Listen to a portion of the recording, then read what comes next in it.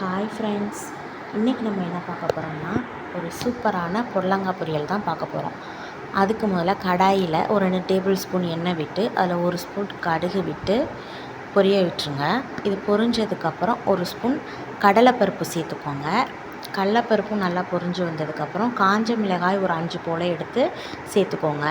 அப்புறம் கருவேப்பிலையும் சேர்த்து நல்லா பொரிய விட்டுருங்க. இது பொரிஞ்சு வந்ததுக்கப்புறம் ஒரு பெரிய சைஸ் பெரிய வெங்காயத்தை நீள் வாக்கில் கட் பண்ணி வச்சுருக்கேன், அதையும் ஆட் பண்ணிக்கோங்க.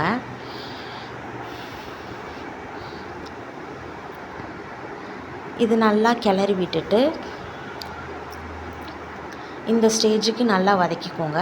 அதுக்கப்புறம் நம்ம அரிஞ்சு வச்சுருக்க புடலங்காவையும் ஆட் பண்ணிக்கலாம்.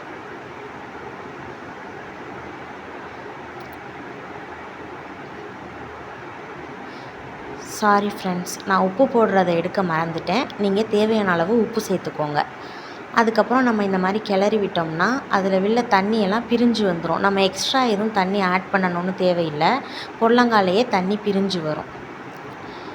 இதை வந்து 5 மினிட்ஸ் நம்ம மூடி வச்சு வேக வச்சோம்னா இந்த மாதிரி நிறையா தண்ணி பிரிஞ்சு வந்துடும்.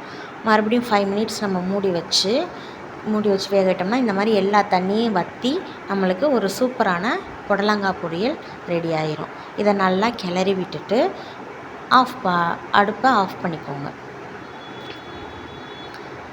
நம்மளுக்கு சூப்பரான புடலங்காய் பொரியல் ரெடி ஆயிருச்சு.